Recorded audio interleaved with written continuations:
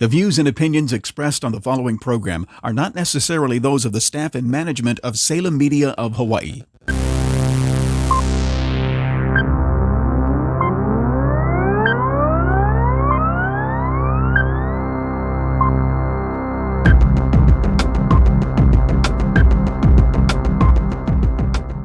Aloha and welcome to Be Fit for Health. This is Bianca, your host. It's another great day to celebrate our health and wellness. And, you know, it's a beautiful day today. The sun is shining and, you know, a positive outlook in life goes a long way when it comes to the way we feel.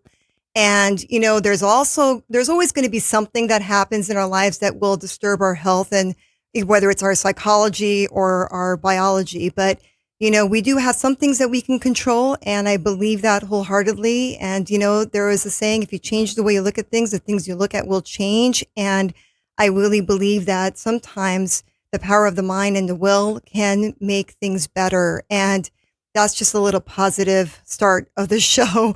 Hopefully that puts a little step in your walk and you can be all happy today.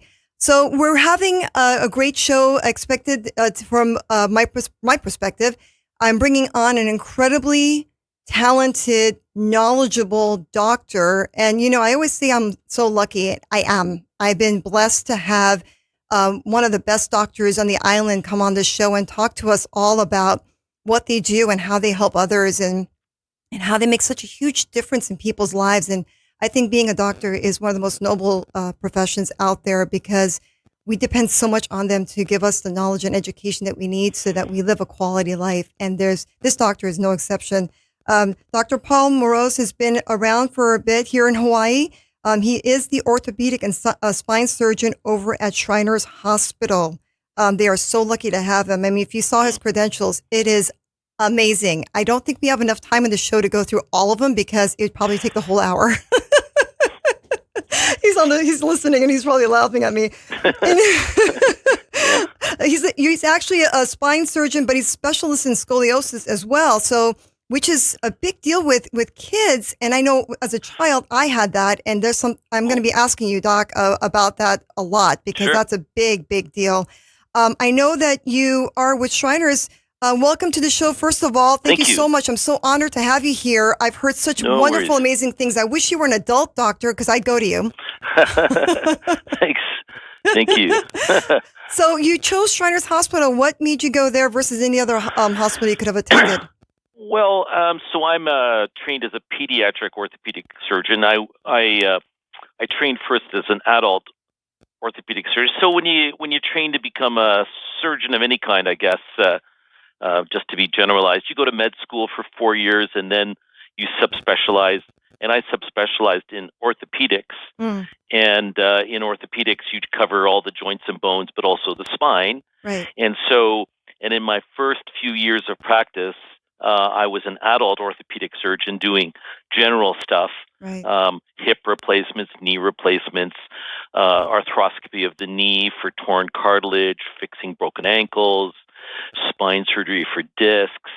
And then, but I'd always intended to go back and train in pediatric orthopedics because kids' orthopedic or bone and joint and spine problems are really interesting, and the variety is really amazing. So, and then I was really lucky to get my training at Boston Children's Hospital at the Harvard Medical School. Wow. And that was a real honor to be able to attend there, because some of the best spine surgeons in the world are there, or are there now. Right. And it's a great place to learn, as you can imagine, because of the huge concentration of brain power there and facility. And it was a great place to learn. Amazing. I did my previous training in Canada, and they've got great training there too. But it's nice to branch out a little bit, right. But then I concentrated on pediatric spine problems, not just scoliosis, but anything that affects children's spines. So that could be infection, that could be scoliosis, could be a fracture, it could be arthritis even, or any kind of deformity or something you're born with, like a funny congenital anomaly in the spine that causes problems, then sometimes needs surgery or a brace or something like that. So, I trained in children's surgery, and then, but at the same time, I was always interested in working in developing countries as well. So I was Right. really lucky to have spent time in Africa and in Wow. Asia, in India and Nepal. And then over time, you network with a lot of pediatric orthopedic surgeons around the world.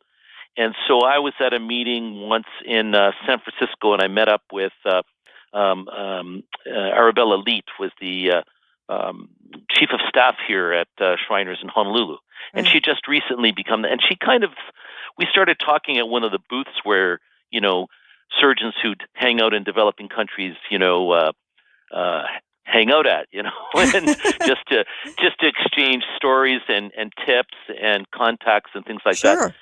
And she thought, you do lots of cool stuff. It would be, have you ever considered coming to Hawaii? You might give me a call. Unfortunately, Arabella passed a few Oh, years too ago. bad. Yeah, but the spirit lives on, and Sure.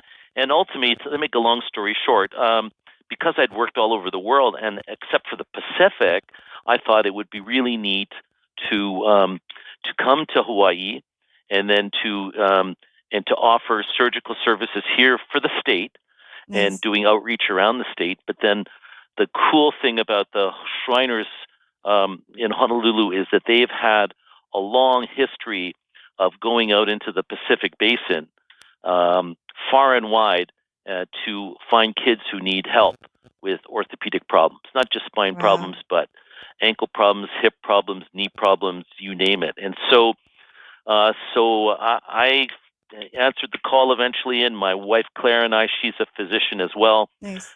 We moved here about 6 years ago, Oh, wow. and so we've had a great time here. And so every year, all the surgeons here, um, we will go for about 2-week missions out into the Pacific. So, for example, about a month ago, we were in Saipan Oh, for wow. 2 weeks, and saw, even in the COVID era, it was our first outreach during COVID, Oh, or wow. after COVID started, and we had all the testing and the PPE and stuff, and we were really, really careful, and we made sure that that Saipan was safe. Right. Guam was a little iffy because it's a bit of a hot spot, but we traveled safely through Guam, and we saw about 150 kids, and we'll bring a few of them here to Honolulu for surgery in the next year or so. God bless you So, guys. so we were in Saipan, and plus we go to Fiji, we go to Tonga, we go to American Samoa and Samoa. We go to Micronesia, so that would include Chuuk and Yap, Palau, Pohnpei, Koshrai, and we even go to Christmas Island. Wow. Um, we are branching off in teaching. So Shriners is not just service, the surgical medical service, but we also, education is a big part of our sort of Sure. three-pronged approach. Yep. So we teach orthopedic residents, so young doctors, to be surgeons. We help teach medical students at JABSOM and other medical schools who come here for electives. And then we also do research. So we do research in, could be anything. It could be research on hip problems here in Hawaii, or how to better train surgeons in poorer countries like Tonga, for example, how to do better surgery, or how to diagnose stuff. So we branch out and do the teaching, research, and surgery. And so I've been really privileged to come here and have a great time, and the honor of helping where I can to improve healthcare, both in the state and into the Pacific Elsewhere. Basin. We also go out and do outreach. I have to tell you, to Kauai, and to Big Island, Maui. And some of the smaller centers will do telehealth, Right. like with Molokai, and so we're reaching out to the whole state Yeah. to help out kids with special problems, Right. and we try to help them not just in the surgical side of things, but if they need wheelchairs, and if they need prosthetics or orthotics, then we can help them there. And the cool thing about the Shriners is that we'll see any kid, any family, irrespective of their ability to pay. Right. So That's huge. sometimes That's that's huge. huge. Yeah. Sometimes in A little plug for Canada is, you don't have to worry about medical bills in Canada, Yeah. Your and accent's so coming out too, by the way. and that's where I came from, and so I never had to worry about Right. ordering an MRI or doing a big surgery, Sure. and but here that does happen. But with Shriners, it's not an issue. So it's wonderful to just worry about the healthcare and the medical and getting these kids better and trying to optimize their ability to walk and to function and to enjoy life, to be pain free, address their orthopedic problems. Well, this is Orthopedics. yeah, The word orthopedics. orthopedics means straight child, actually. Really? I didn't know that. That's what it means. Ortho is straight, Right. PD is child. So straight child is the sort of, that's where the term orthopedics comes from. And that's the namesake of our profession. I So, love it. yeah. So it's pretty cool to be able to do all this. Well, And, we're really lucky to have you here in Hawaii. This is amazing because you're just honestly, you're Hawaii's got a well-rounded. lot of really great providers. I have to say, I think I won't say we're spoiled. I think we could use a few more specialists here and there Yeah. in primary care. That is true, because sometimes it's hard to get into a doc. But Hawaii's got some pretty awesome physicians, I have to say, from all over the world. Well, Um, everyone wants to live in Hawaii. I mean, we are kind of hey, yeah, a moot point when it comes to yeah, people wanting to be somewhere where there's sunshine 24/7. But you've yeah. also been an expert for the World Health Organization, I read. So, what did you do for them? Like, what is it that you would help them with? So when I was doing involved in Africa in teaching orthopedic residents and surgical residents in Africa, as well as teaching surgical nurses how to better do their jobs and practicing surgical procedures, things like that. Then I also started to get involved in quality control of teaching and also research. Hmm. So an example of research is uh, poor countries don't have the resources to do the jobs they want to do. Part of the reason is they need to show to their governments that they have a problem, and sometimes if you don't have the numbers or the statistics or the research to back up what you're saying, you can't secure those resources from. So, for example, I'll give you an example: road traffic crashes. Hmm. Everybody hates road traffic crashes. Obviously, we still happen even here on the H1 in Hawaii. But road crashes in the developing world, like Africa, are a huge problem, just a huge problem. But the orthopedic surgeons in Africa, my counterparts there, don't have the kind of equipment they need Right. I would to assume. adequately treat the kids and the adults who've been hit by cars or True. crashed or fallen off of a scaffolding building a home or something like that. So the World Health Organization developed a global initiative on emergency and essential surgical workforce. Hmm. And because I have a research background, I help that WHO as a consultant to better improve the collection of data in order to show them that, there's a huge problem with looking after people who are hurt in road crashes or in falls or any other orthopedic problems that require surgical intervention. Even a snake bite or an animal bite, Right. often needs surgery in order to relieve the infection or prevent problems. So, you know, so we talk about the burden of disease. The burden of disease is, how much do road crashes and orthopedic problems affect a society? Well, it's huge. Right. In any hospital or doctor's office, maybe every fourth or fifth patient that walks in the door has a musculoskeletal problem, True. a True. problem with their ankle or their back pain or something like that, and there's nobody to help them. And so helping. So the WHO is fortunate enough to think about getting data to try and help these countries make the case for securing resources from their governments or from from funding agencies like, the World Bank or, the International Monetary Fund or the Bill and Melinda Gates Foundation or stuff like that to help them get better hospitals and better equipment to address some of their That's awesome. musculoskeletal problems. So that's been pretty cool too.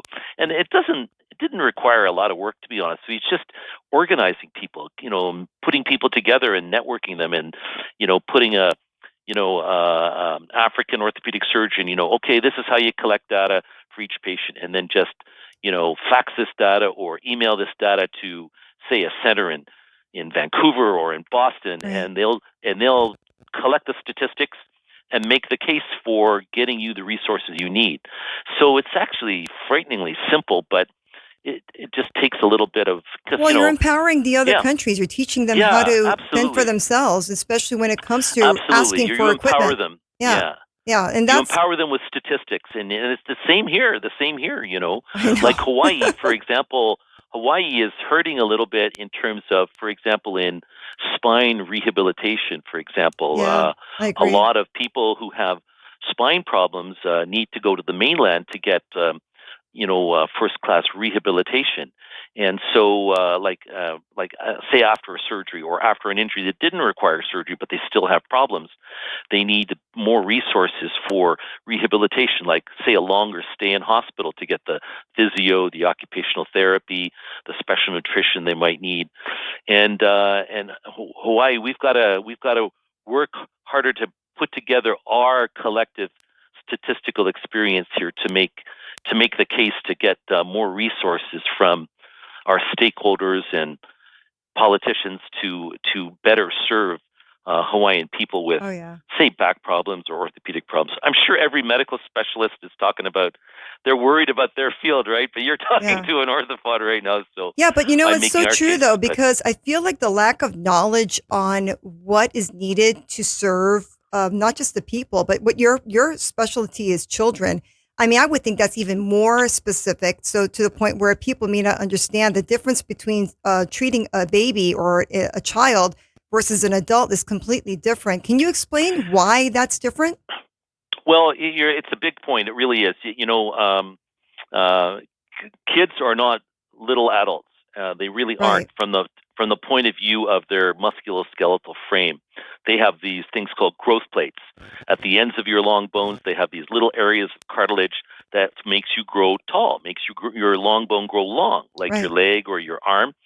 And if those get injured, then they can cause problems. They can cause your leg to grow off in a funny direction, or maybe not even grow at all. Wow. And so, dealing with those is not it's not the same as dealing with an adult problem, like an ankle fracture Right. is not the same in a kid. So, but from a statistical point of view, adults and young adults are more injured than sort of kids. So there's a smaller volume, but you still need that expertise.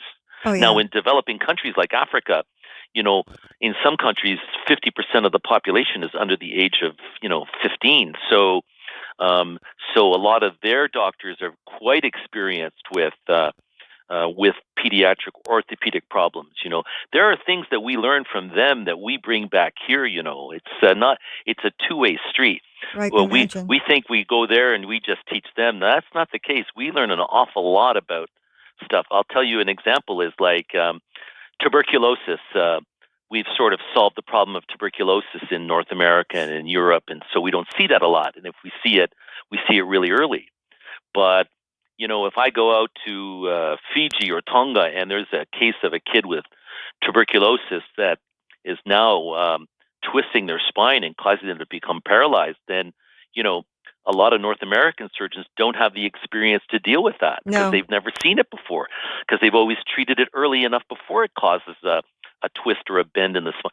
So, we would get a really challenging TB spine, and I would be emailing some of my friends in India, hey, what would you do with this? How would you fix this? Or at least get their opinion, and they would help out a lot because they see it every day. We see it once every couple of years. So, And can it be corrected though? I mean, can that be oh twisted yeah, back into yes, a position without hurting the spinal column and yes, it other is. Yes, you nerves? can.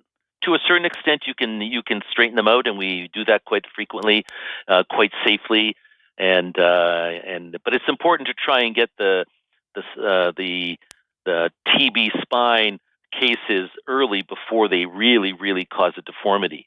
And if you can get them early, then you can sort of treat them and stop them and correct them and then restore their spinal balance and then prevent problems later on. So what causes scoliosis then? Because scoliosis is also the twisting of the spine and moving of the spine. Absolutely, yeah. So, I mean, I had that from a childhood. So why did I get it? And why didn't I have a straight spine? Was it from birthing? So it's not from birthing. No, it's not a straightforward answer. Like it's probably there's a genetic predisposition. Okay. And so there's different kinds of scoliosis. First of all, there's scoliosis that can be caused by abnormal bones. So you're born with, say, you're missing part of a spinal bone. That's called congenital scoliosis. That can happen, and it usually happens because something happened in the first, 2 months of conception, of gestation. So mom's pregnant with a child for 6 weeks, and maybe she got a fever, or maybe she got an infection of some kind, and that can affect the fetus and can lead to a congenital bony problem or anomaly. And then as that child is born and starts to grow, then the spine can become twisted as a result of that.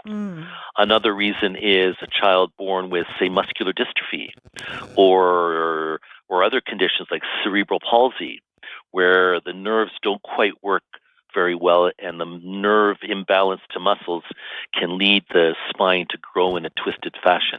That happens quite frequently. And then there's the usual kind of the more common kind of scoliosis. We call it idiopathic scoliosis. Idiopathic actually is fancy doctor talk for, we don't quite know what causes it, but it's probably a combination of genetics, environment, but there's no sort of smoking gun cause. Like one gene is faulty or, one bone is a problem. And so, but for whatever reason, the spine is twisted and can become extremely twisted. And so most scoliosis in growing kids are like that, are idiopathic scoliosis, or we'll call regular scoliosis. And many of them don't get to be very big, and most of them actually don't need much in the way of treatment, other than just seeing a doc every now and then to make sure that they don't get bigger. Some that start to get moderate in size and curvature, they can benefit from a brace. Bracing has been shown now through really well done, robust scientific studies that is definitely a good way to treat a lot of different kinds of scoliosis. Not every kind, and it's not always successful, but it's been proven beyond a doubt that it is effective to use a brace. Could scoliosis lead to other impairments later on in life for these kids that grow up, like degenerative disc disease or herniated discs? Would they be more susceptible to getting bulging discs or arthritis, those kinds of things? Probably, yes. If your scoliosis is big enough or twisted enough or angled enough that it causes what we call mechanical problems. So, because joints like to move, they like to move in different directions. If they're stuck in one position, then things start to wear out as you age, like a disc. And if a disc starts to wear out, then the wall of the disc weakens, and then you get that bulge, and that bulge can push on important things like nerves, and that can give you leg pain or back pain. So a spine that's kind of set in a twisted one kind of position and can't move very easily starts to, turn on you as you get older, just like your knees do or your fingers do when you get older, and it can cause problems. Does regular scoliosis push on important organs and things like that? Not really in regular kind of scoliosis, but in scoliosis that really young children get, that's really quite rare, but really young babies, if they get scoliosis really early on in life, like say 1 or 2 or 3 years of age, then it can really stunt the growth of the lungs because it reduces the overall volume of the rib cage. And if the rib cage is really small in volume, then your lungs aren't very big. And as you grow to adult size, that small lung size can't sustain an adult-sized body, so you can get what we call respiratory distress syndrome. So you get symptoms like asthma and things like that, and that can cause, people to get premature pneumonias, and they can die early in life from heart trouble. You know what? People don't understand how valuable of a doctor you are to these kids. I'll tell you what, because most people don't understand the human body like you do, and now I do, because I've been studying a lot of the body because I have fibromyalgia and other things that are happening with me. So I've learned the neural output from the spine also helps with the internal body, external body, all areas of your body, and the information from the brain to the body as well. If there is discrepancies in the spine where there is manipulation, twisting and turning, and this has become chronic, where the nerves are being pinched or not communicating anymore because of, dislocation or way it's formed in the system, it can cause chronic widespread issues long term. And what you're doing with kids at a younger age and trying to correct this is so stellar, because most people don't understand. If you can help the kids at this younger age to get to a point where their spine is normalized to a certain degree, they'll have less intrusive issues later on when they get older. Because that's very true. That's very true. And it's only been maybe in the last 20 years that we've actually really put together the importance of a straight spine for, say, lung development. Yep. So you're absolutely right. Nerve development, muscle balance, your overall, communication, the way you walk, yep. Communication, the way you ambulate. Everything is interconnected, and I don't know. I think we just know scratch the surface of the complexity of it all. Yep. But we're getting to learn more and more as we learn about genetic issues yep. and genetic contributions. And the way genetics changes too because of what's happening internally and in-house of your body. Yeah. I mean, things are crazy. And now if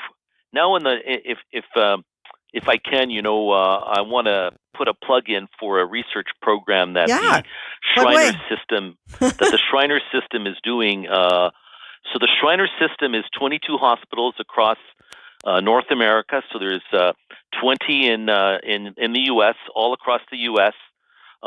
There's one in Montreal. There's one in Mexico City. There's us here in Honolulu. And so it's a network of hospitals, and we're headquartered in Tampa, Florida.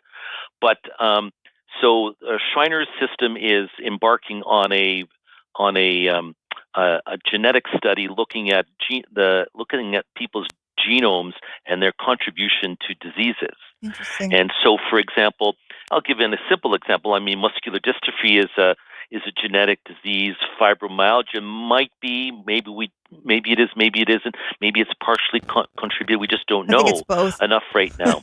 I think it's both. I think you're right. Yeah. But as we get more sophisticated with genetic studies and ability to look at the genome of people's genetic makeup, then the more we're able to help certain diseases. Right. There's one particular spinal problem called spinal muscular atrophy, and it's a disease that affects the nerve input and can cause scoliosis and weak muscles.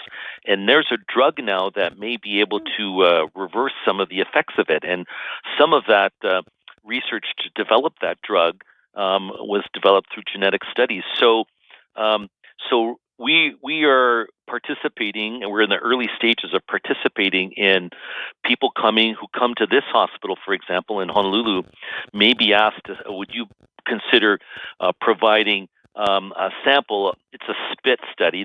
All they have to do is spit into a cup, and then we are able to look at their genome and be able to study it. Nice. In order to see if there are any patterns of disease that may be, looking for the cure for muscular dystrophy or the cure for cancers or the cure for scoliosis or things like that. Right. So it's a cool study that's going on. I must say, someone asking me for my genetic makeup, gets me a little nervous. But, True. Studies today are really safeguarded in terms of patient privacy and things like that. And it's not a particular person's genome that we want, but it's like populations in order to see patterns of disease that help us to look for clues on how to treat certain diseases. So I think that's just getting started. I think that's imperative, it's just getting started, and yeah, it's part of it. It's not the whole answer, but at least it gives us clues, Yeah. I mean, you want to be able to, if we can not play God, but if you can figure out how to work your genetic code where there might be a miscommunication going on throughout your body and that code changes on Sure. you, which causes you to have, let's say, cancer or whatever other diseases, for us to be able to go back in and be able to, I always think of a computer programmer. If we can become really good programmers and go in and change that code again to a place where you develop optimum health and your telomeres are long and your body's producing ATP in a very normal fashion, your energy production is good. All of that stuff is so imperative. And I get why people are afraid, because they're afraid you're going to take that and turn the people into monsters. It's not the case. I mean, there has to be some kind of trust in the science and medical field for us to grow and evolve. If you look at COVID, I mean, we're all hoping the vaccine helps us turn around this craziness. And but the COVID genome was identified fairly early on in a year ago, and then the manufacture of a hopefully effective vaccine has been developed. And so, but without that ability to do that kind of genetic manipulation, and then maybe we wouldn't stop it. So it's amazing what I think we can accomplish, but we have to do it safely and we have to do it responsibly, and that's why these things go slow sometimes. Sometimes during a pandemic they have to go a little faster, but it's reassuring to see that the COVID vaccine seems to be effective, at least in some of the trials, and that sort of thing. But anyway, I just want to put that plug in. No, that's a great plug in. And you know what? On that note, I'm going to take a really, really quick, short 15-second break. And when we come back, I want to talk to you about your guys' clinic, your screening abilities at Shriners Hospital. And I have still a bunch of questions about kids and their, muscle balances and things like that. So hang on, Doc. We'll be right back. All right. You don't need to be a member of a gym to get your health and fitness back on track. Be Fit for You with a Be Fit for Health online personal training and nutrition program. With 30 years of personal training experience, Bianca will help you better yourself and be fit for health. For more information or to schedule a free wellness consultation, visit BeFit4Health.com for more. Okay, we're back. That was a really quick commercial. I had to get it in there. So we're with Dr. Paul Moroz. He's a pediatric orthopedic spine surgeon for Shriners Hospital. And he is also, are you still a professor over at University of Hawaii as well? Yes. Yep. Oh, that's fantastic. So we have residents here from JABSOM and from the Tripler Army Medical Center, orthopedic residents who come here to train with us, to see kids in our clinics. Nice. They operate with us, and it's a real privilege. We also teach the JABSOM med students in their problem-based learning. So it's a real privilege to work with these really young, smart kids. Oh, that's awesome. See, you're kind of like me in my field. I'm a trainer for 30 plus years. I'm nothing smart like you, but what I've done with my career of 30 years of doing this is I've become a teacher as well. So I certify and I educate my trainers, and I try to help them understand how important it is for them to know the human body well. I mean, to the level of a physical therapist or even further, knowing the bone structure and the way it works, nervous system, the way it works. It's imperative to really help people get to a place of health. And that's the adults. And I love working with children because I feel like, they're still growing, and educating them on their body and how to move their body so that they're balanced. We're talking about muscle balances. And because I've gone through so much as an adult with my body, with fibromyalgia and arthritis and things like that, I feel like I overtrained my system, and I wasn't educated the way that I'm educating kids now to do what's right for their muscular skeletal system, so that when they grow up, they're not in so much, discomfort. And, you are the medical level of it, and I am the more, on the streets type of educator. So I'm hoping that my clients don't come to you in the sense where they're doing the right thing. Right. But, it's imperative for people to understand, you do one thing that's wrong for your system. We're talking about genetics. That could turn on that gene switch And that could be the Hmm. reason why you're getting the rheumatoid arthritis or the fibromyalgia. Because I was training very, very heavy weights. And for my spine, it was too much of a load. And I think that just compressed certain things and allowed the nerves to fire up, and it didn't shut off. And, I could have used you as a kid, but unfortunately I didn't know you.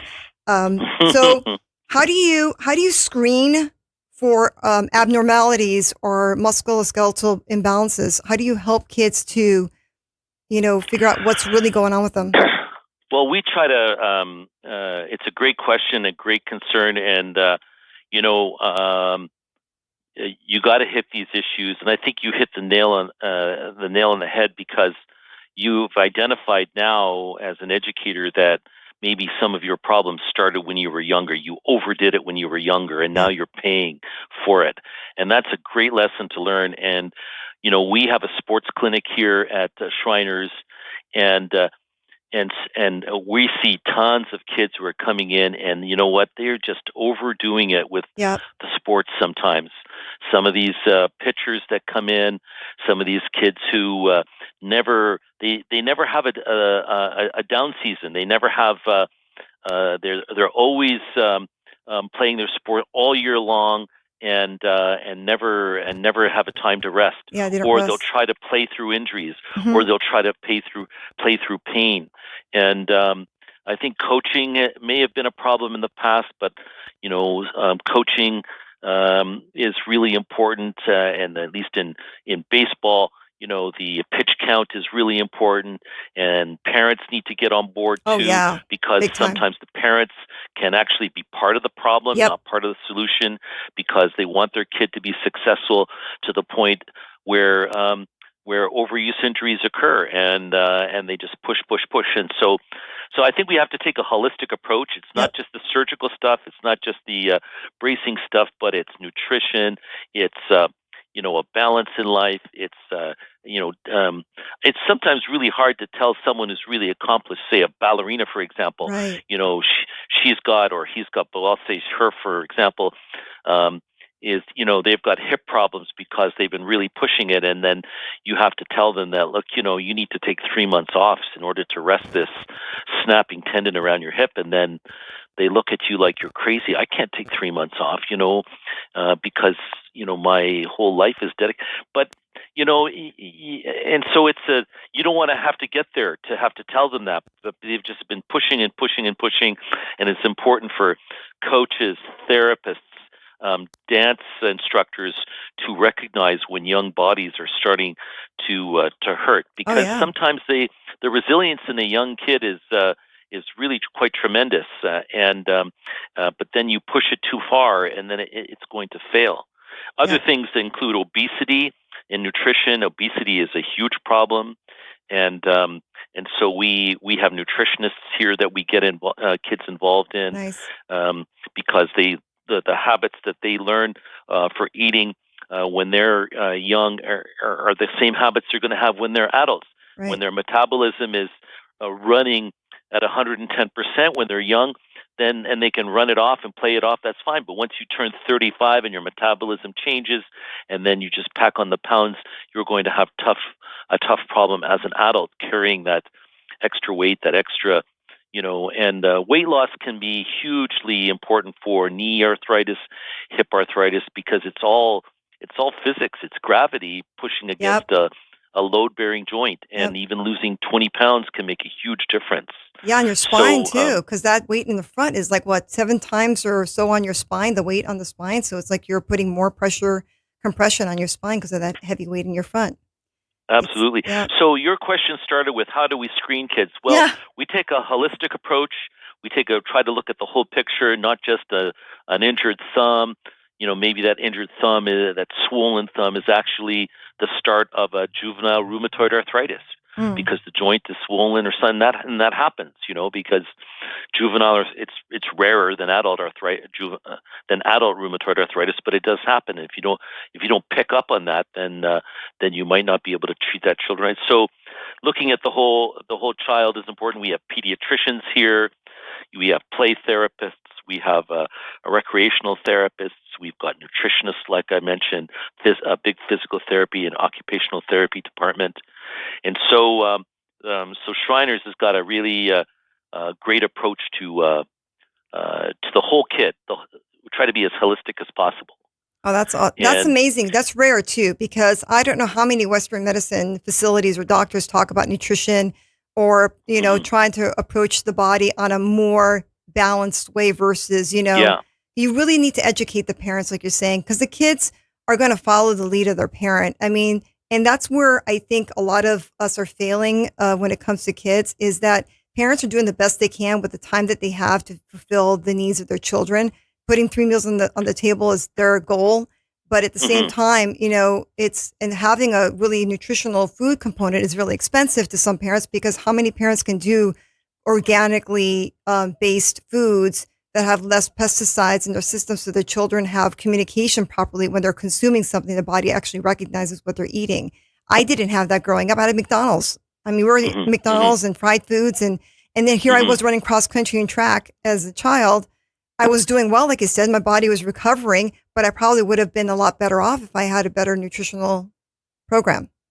absolutely, absolutely. And we see it in spades in the sense that, and then when we bring kids from the Pacific, and they have even more exacerbated dietary restrictions, sometimes cultural, sometimes just the way it is on their particular island. And so we do a lot of vitamin D studies and calcium, and a lot of teaching in that area on, on how to avoid being low in calcium and low in vitamin D, which Right. can result in things like rickets. Rickets being a lack of resilience to your bone, and your leg bones start to twist and make you either bow-legged or Mm. knock-kneed, and basically unable to walk. So yeah, so I'm glad your program is really promoting a holistic approach. It's the big picture. It's not just one thing. Yeah. Like super training or something like that. It's Yeah.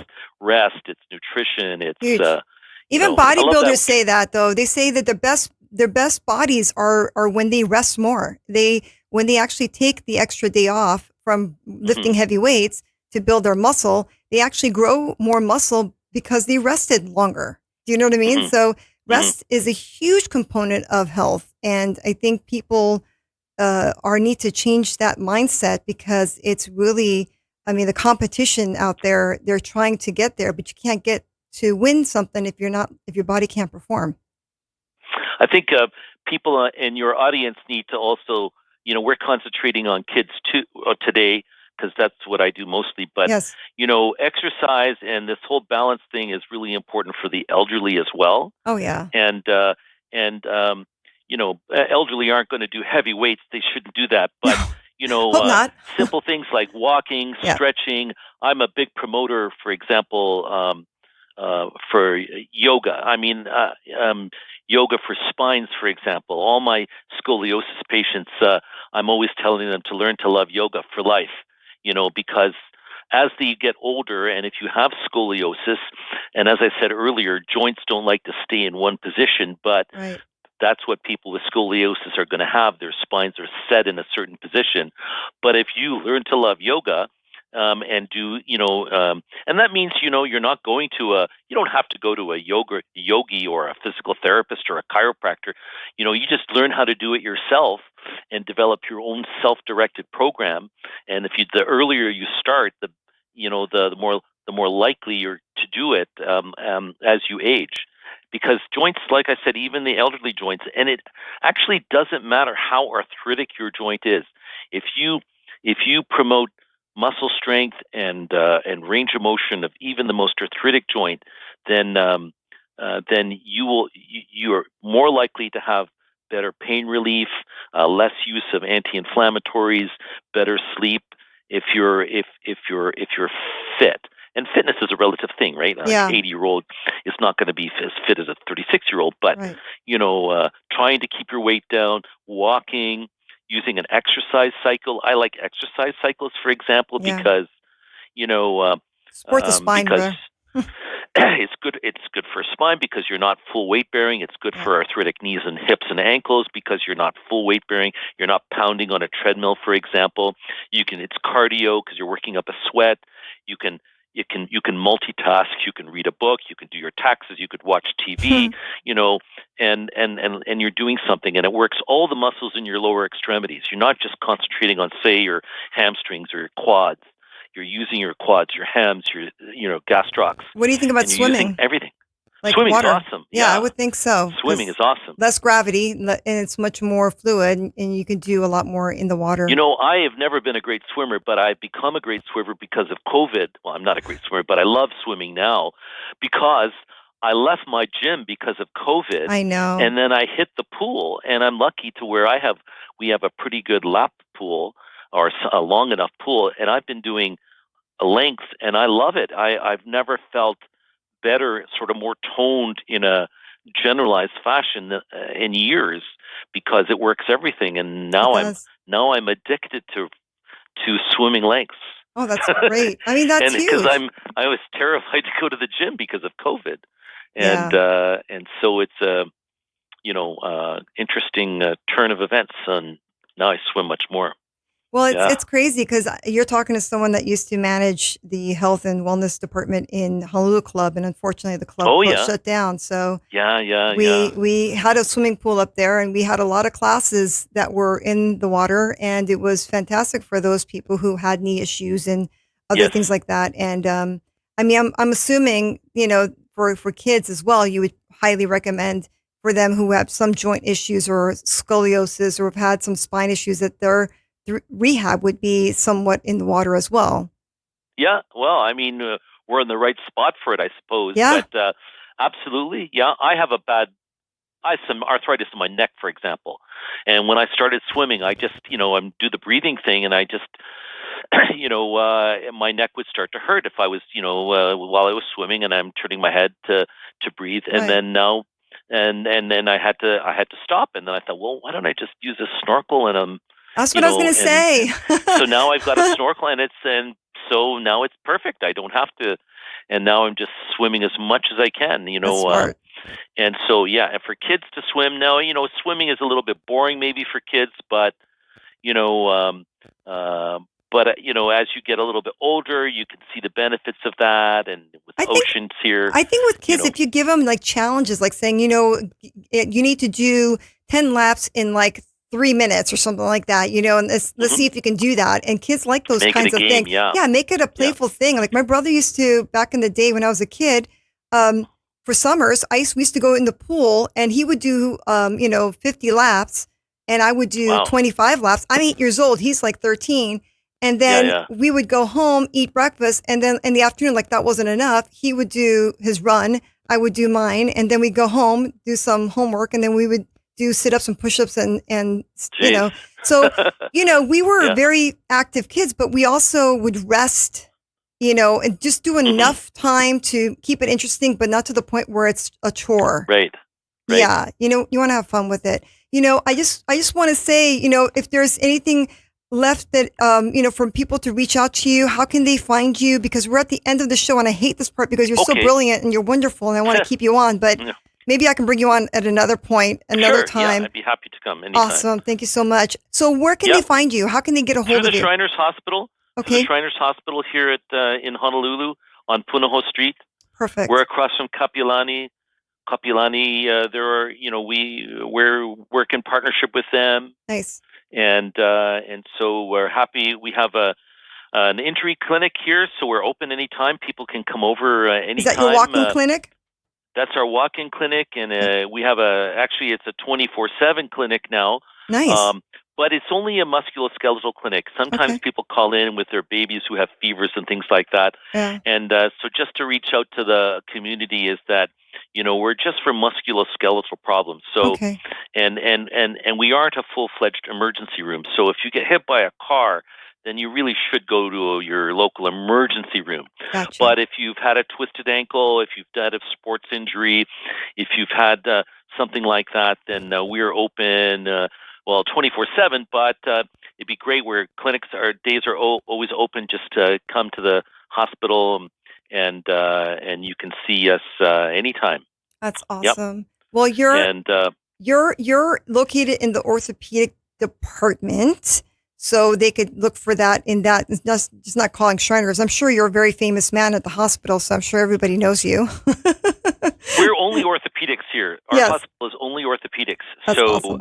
and we do dental as well. We do a lot of dental here for some of our more challenging kids. So we have a dental program for Oh, that's great. where kids, if they need anesthesia, in order to that we have a neurology program as well that we're developing Oh, that's for great. autistic kids and nutrition programs. So, but for pediatric orthopedics, my partners, Doctors Pellet and Ono, are awesome as well, and huge experience.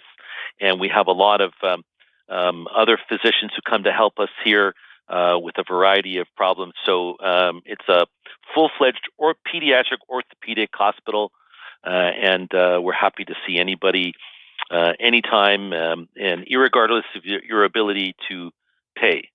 That's amazing. And the number to reach you guys at 941-4466, correct? Yes.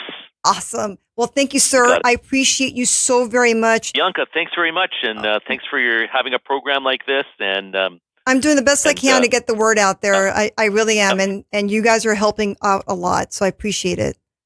super. Good luck. Thank you. Thank you, sir.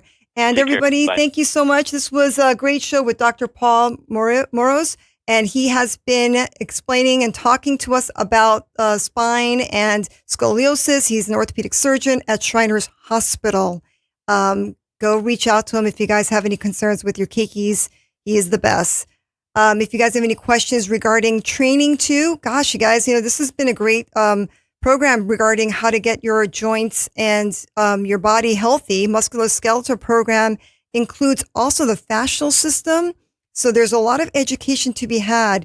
If you are interested in learning more, just to be educated, if you're a business that wants to educate your people on how to learn about health and wellness, and also how to exercise properly so that you're not injuring yourself, I'm available for that too, because my biggest mission statement right now in life, after doing this for 30 years, is to get out there and teach people, not only for adults, Dr. Moroz was talking about senior citizens, also for our elders to learn about how they can keep healthy without overly exerting themselves, because they really don't have to be working out with weights the way that they may have used to back in their 30s or 40s.